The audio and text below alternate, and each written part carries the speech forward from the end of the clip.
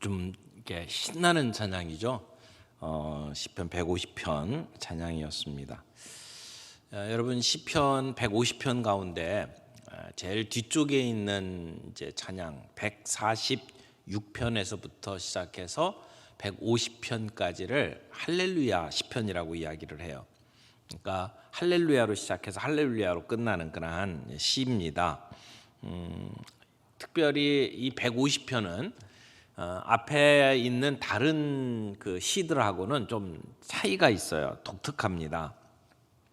일반적인 그 찬양 시는 대부분 이제 여호와를 찬양하라 이렇게 권면을 하고 난 다음에 찬양해야 될 이유를 가지고 쭉 시를 만들었어요. 그래서 주님이 하신 일, 주님이 베푸신 은혜, 하나님은 어떤 분이신지 이런 내용을 가지고 찬양할 이유를 쭉 설명하는 것이 대부분의 시입니다. 그런데 오늘 이 150편은 맨 앞에 여호와를 찬양하라 라고 이야기하고 그 찬양해야 될 이유를 2절에서 딱 한 절만 이야기를 해요. 2절에서 한 절만 이야기하고 3절부터 다시 여호와를 찬양하라 이렇게 이야기를 합니다. 그래서 2절을 제외하고는 모두가 다 여호와를 찬양하라라고 하는 찬양의 자리로 사람들을 초청하는 내용이 150편의 내용이라고 말할 수가 있습니다. 6절이라고 하는 짧은 시인데 그 안에 찬양하라고 하는 동사가 13번 사용되고 있어요. 그래서 학자들은 이 시편 150편은 앞에 있는 시편 149편 전체를 마무리하는, 마치 예배 시간에 모든 예배 순서가 다 끝나고 축도를 하는 것 같이 시편의 모든 내용을 마무리 짓는 송령에 해당하는 시다 이렇게 이야기를 하기도 합니다.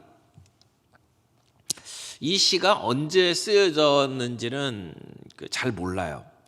아마 예배를 위해서 이 시가 저작되었을 거다라고 생각을 하는데, 이 시가 시기적으로 왕들이 다스리던 왕정 시대에 만들어졌다라고 하는 사람도 있고, 또 시간을 한참 뒤로 해서 포로 시대에 이 찬양이 만들어졌다라고 이야기를 하는 분들도 있습니다. 대부분이 이 시편 146편부터 할렐루야 찬양은 대개가 포로 시대 이후의 찬양들로 보고 있거든요. 근데 150편만큼은 왕정 시대의 찬양일 수도 있다라고 생각을 합니다. 특별히 이 그 나팔 소리로 이제 여호와를 찬양하라 할 때 그 나팔 소리가 양각 나팔을 이렇게 표현하는 단어로 쓰여졌기 때문에 이 단어가 그렇게 쓰여졌던 것은 왕정 시대 아주 오래된 그러한 연도에 이 찬양이 만들어졌을 가능성이 높다라고 생각을 합니다. 그런데 그럼에도 불구하고 146편부터 150편까지 이렇게 그 제일 마지막에 할렐루야 찬양 안에 이 찬양이 들어갔고 그 가운데에서도 제일 마지막 찬양으로 시편 모음집의 마지막 노래, 마지막 결론으로 이 찬양이 자리를 잡고 있구나라고 말할 수가 있습니다. 이 찬양의 핵심은 호흡이 있는 자마다 여호와를 찬양할지어다라고 하는 부분이라고 생각을 해요. 우리의 삶의 축소판이라고 말할 수 있는 영원히 이어져야 될 찬양에 대해서 이 노래를 하고 있다. 우리가 삶에 어떤 경험을 하든지 간에 때로는 힘들고 어려운 고통을 경험하고 때로는 우리의 마음속에 힘들고 어려운 무거운 짐들이 있다 할지라도 우리의 삶의 모든 경험은 어떻게 하든지 찬양으로 이어질 수밖에 없다. 회개와 고백은 용서의 기쁨으로 노래할 수 있고, 우리의 그 삶 속의 탄식은 하나님의 안에서 우리가 얻게 되는 안식으로 우리가 하나님을 찬양할 수 있고, 우리의 삶의 모든 경험들이 다 찬양으로 이어지는 것을 이야기를 합니다. 그래서 호흡이 있는 자마다 숨쉬고 있다면 우리는 찬양해야 된다. 어떤 방법을 다 동원해서라도 우리는 하나님을 찬양해야 된다라고 하는 노래를 지금 부르고 있는 겁니다. 1절부터 간단하게 좀 살펴볼까요? 150편 1절 할렐루야 그의 성소에서 하나님을 찬양하며 그의 권능의 궁창에서 그를 찬양할지어다. 성소라고 하면 기본적으로 예루살렘 성전 안에 있는 그 성소를 이야기하죠. 그런데 이 성소에서 여호와를 찬양하라라고 하는 것이 지상에 있는 성전 안에 성소를 이야기하는 것인지 하늘에 하나님이 계신 곳에 성소를 이야기하는 것인지는 명확하지는 않습니다.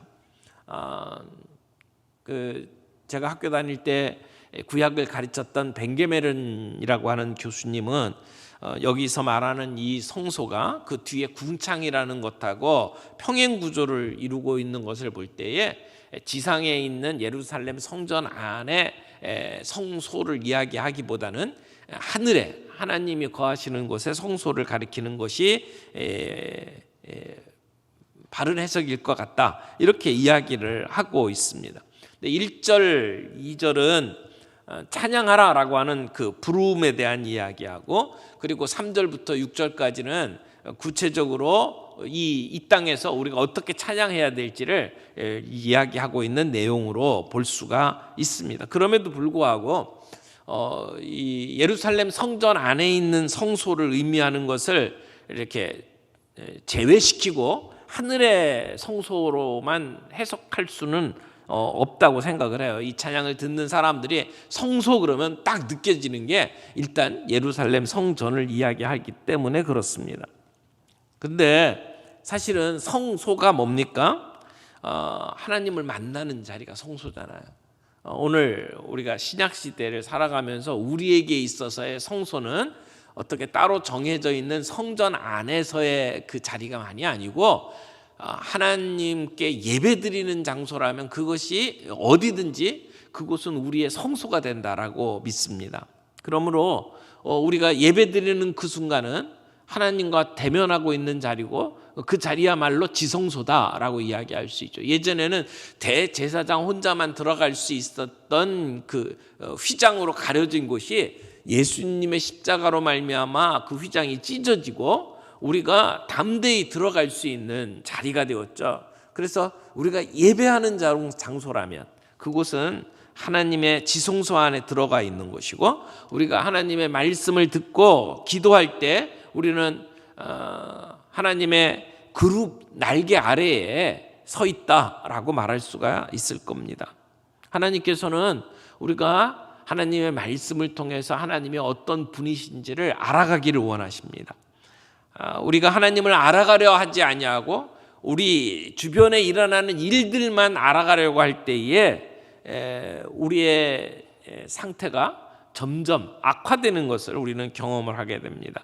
우리 자신에 대한 관심보다 하나님이 어떠하신 분인지를 알아가려고 애쓸 때 우리는 하나님 존전 앞에 더 가까이 나아가게 되고 우리의 삶이 더욱더 아름다운 것으로 충만해진다, 그렇게 말할 수가 있을 겁니다.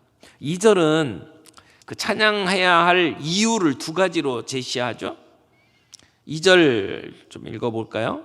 2절 말씀을 보니까 그의 능하신 행동을 찬양하며 그의 지극히 위대하심을 따라 찬양할지어다. 그러면 찬양해야 될 이유가 두 가지가 나오고 있죠. 하나는 그의 능하신 행동 때문에, 두 번째는 그의 지극히 위대하심 때문에 찬양해야 된다라고 이야기를 해요. 주님의 능하신 행동은 어떤 겁니까? 하나님께서 우리의 인생 가운데 행하신 놀라운 일들이 다 주의 능하신 행동이죠. 왕 되신 우리 주님께서 우리를 창조하시고 다스리시는 모든 것들이 능하신 행동이에요. 창조하시고 구속하시고 심판하시고 구원해내시고 그리고 치유하시고 용서하시고, 이 모든 것들이 이것이 능하신 행동이다라고 이야기하고, 두 번째 주님을 찬양할 이유가 주님의 위대하심 때문이다. 위대하심은 왕으로 우리를 통치하시는 것을 밑바닥에 깔고 표현하는 말이죠. 그래서 주님은 위대하시다. 하나님이 행하시는 모든 일, 그리고 그 하나님이 우리 앞에 어떤 분이신지 이야기할 때 위대한 하나님, 그 왕 되신 하나님 때문에 우리는 찬양해야 한다라고 이야기를 해요. 그런데 3절부터 5절까지는 어떻게 찬양을 해야 되느냐?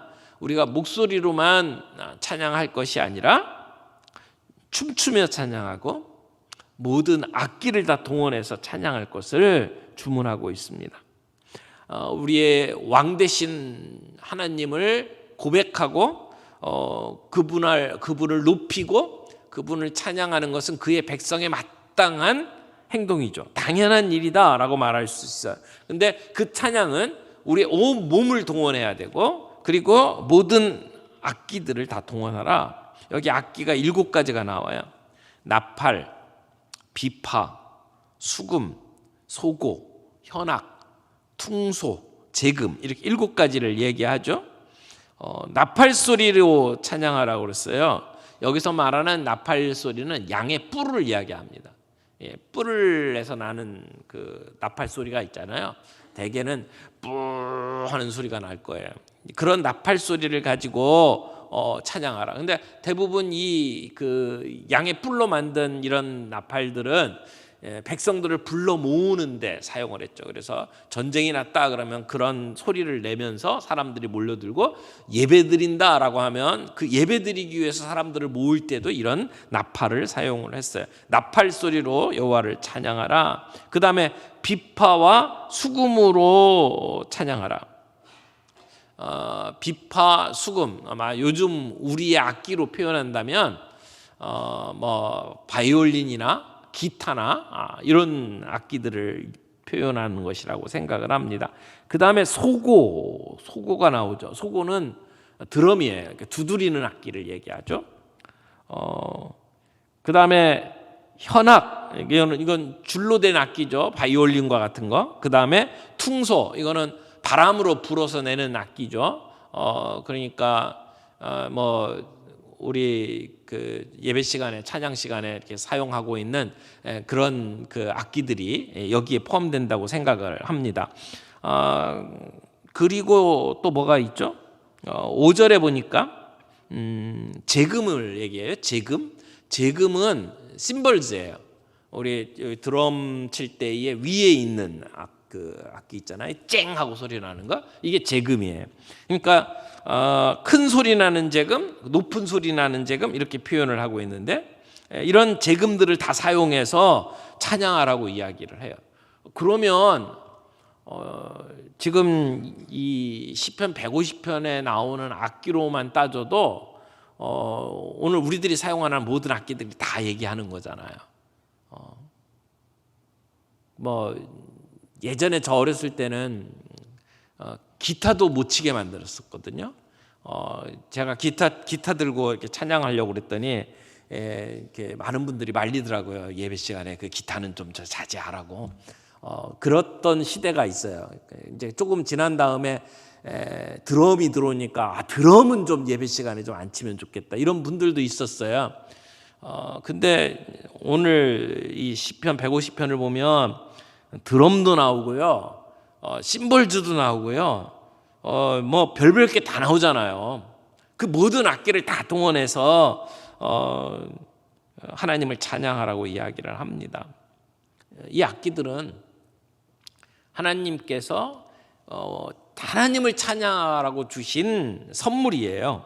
거기에 하나 더, 온 몸으로 찬양하라라고 이야기를 해요. 찬양은 입으로 하는 것으로만 제한되지 않고요, 온갖 몸짓을 통해서 찬양하도록 요청하고 있습니다.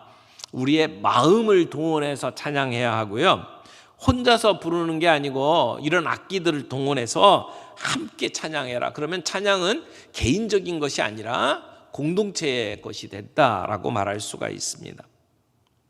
호흡이 있는 자, 숨을 쉬는 것을 얘기하는 거죠. 여러분, 호흡은 이렇게 들숨과 날숨이 있잖아요. 그러니까 숨을 들이쉬고 난 다음에 내보낼 때 사실은 우리 소리가 나옵니다. 그렇죠?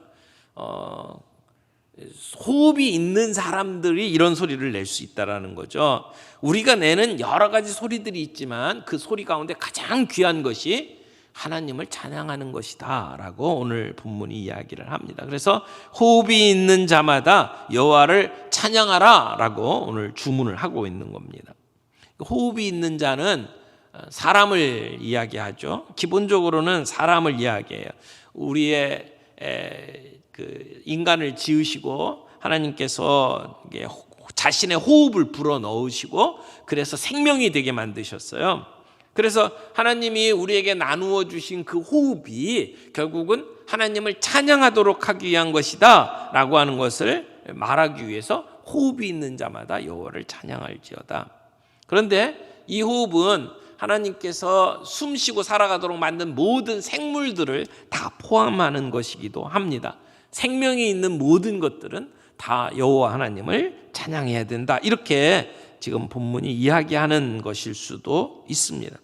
분명한 것은 오늘 이 찬양에 함께 동참하고 있는 모든 하나님의 백성들을 향해서 호흡이 있는 자들아 다 하나님을 찬양할지어다라고 이야기를 하죠. 제 조카 아이가 결혼을 해서 지금 딸내미를 키우고 있는데 요놈이 아주 지금 초등학교 이제 저학년에 다니고 있는 꼬맹인데 요즘에 어떤 찬양에 빠져가지고 매일 그 찬양을 흥얼거리고 있다고 그러더라고요. 그래서 그 찬양이 뭐냐 그랬더니 하나님의 선하심이라고 하는 찬양이더라고요. 그래서 제가 그 찬양을 이렇게 들어보니까 정말 좋더라고요. 영어로 찬양을 들어도 괜찮고 한글로 된 찬양도 참 좋던데요. 그 찬양 가사가 이렇게 시작이 됩니다. 사랑해요 신실하신 나의 주님, 나의 삶 주님 안에 있네. 눈을 뜨는 아침부터 나 잠들기까지 오 선하신 주님을 노래하리. 신실하신 나의 주님, 나의 삶을 인도하셨네.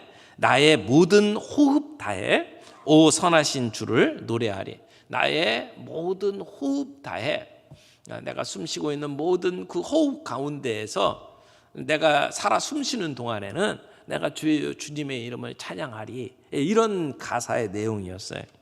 참 좋은 찬양이더라고요. 근데 가만히 보면 내 평생에 내가 주님을 찬양하리라. 주님이 나를 선하시게 인도하시고 주님이 오늘도 나를 이끄신다라고 하는 것을 노래하고 있잖아요. 시편 23편과도 연결되는 찬송이고 오늘 시편 150편에 호흡이 있는 자들아 여호와를 찬양하라라고 하는 말씀하고도 연결되는 그러한 내용이라고 생각이 돼요. 특별히 나의 모든 호흡 다해 오 선하신 주를 노래하리. 내 평생 나를 선하게 인도하신 그 주님을 내 숨이 멈추는 그 순간까지 내가 가지고 있는 모든 그 힘과 그 모든 에너지를 다해서 내가 주님을 노래하겠다라고 하는 내용, 참 가슴에 와닿는 내용이었어요. 여러분, 우리의 삶의 순간순간들이 그것이 하나님이 내게 베푸신 그 선하심 때문에 노래하는 것일 수도 있고, 그리고 내가 힘들고 어려워서 정말 고통 가운데 하나님의 위로를 이렇게 누리면서 노래하는 것일 수도 있고요. 우리의 삶의 모든 경험들 속에서 사실은 모든 노래들이 나오잖아요. 시편 150편 내용을 다 한번 보세요. 그게 다 사실은 현재 내가 경험하고 있는 일 때문에 하나님 앞에 부르는 고백의 노래예요. 그러니까 시편은 현재예요, 현재. 성경에 나오는 역사서는 다 과거예요. 이랬더라, 누가 살았고 어떻게 해서 죽었고 모든 얘기들이 다 나오는 것이 다 과거예요. 그래서 역사서는 과거를 이야기하고 그 다음에 요한계시록처럼 예언서는 미래를 얘기해요. 그런데 욥기, 시편, 잠언전도 이 시가서는요 현재를 이야기하고 있어요. 특별히 시편은 지금의 내 감정, 지금의 내 느낌을 가지고 부르는 노래잖아요. 시는 감정을 이야기하잖아요. 과학적인 팩트를 이야기하는 게 아니에요. 그래서 그 주님이 내 삶 속에 어떤 은혜들을 베푸시는지 내가 오늘 느끼며 경험하며 부르는 노래. 그러면 시편의 노래는 다 오늘 내가 경험하는 거하고 다 연결이 되어 있어요. 때로는 나를 악하게 대하는 사람들을 바라보면서 하나님 쟤네 좀 어떻게 해주세요라고 막 저주하는 시까지 시편에 들어가 있잖아요. 그래서 여호와는 나의 목자시니 내가 부족함이 없으리로다라고 부르는 노래도 있지만, 내가 산의 골짜기로, 죽음의 골짜기로 걷는 순간에도 하나님이 나를 붙드시고 인도하신다라고 노래를 하는 것이 이게 시편의 내용이에요. 그래서 시편이 호흡이 있는 자마다 여호와를 찬양하라라고 하는 것은 내가 기쁘나 슬프나, 내가 힘이 있으나 힘이 약해졌을 때나 어떤 순간에든지 여호와를 찬양하라라고 하는 내용입니다. 언젠가 우리가 이 땅의 삶을 마감하고 주님 앞에 서그릇 날이 있을 거예요. 요한계시록은 그 주님 앞에 하나님의 나라 새하늘과 새 땅에서 모든 성도들이 하나님 앞에 감사의 찬양을 올려드리는 모습을 그리고 있습니다. 요한계시록에 나타나는 그 모든 내용들이 다 하나님의 나라에서 부르는 찬양을 이야기하고 있잖아요. 우리는 에베소서에서 사도 바울이 얘기하는 것처럼 하나님의 영광을 위해서 창조되고 선택되고 구속받은 존재들입니다. 오늘 주님이 우리들에게 베풀어 주신 그 선물들, 그 선물들을 바라보면서 감사하고, 그래서 우리의 호흡이 마지막 호흡이 될 때까지, 우리의 맥박이 뛰는 순간, 그 순간은 하나님을 찬양하는 시간이 되었으면 좋겠다. 그리고 그렇게 살아갈 수 있는 오늘 저와 여러분들이 되기를 바랍니다.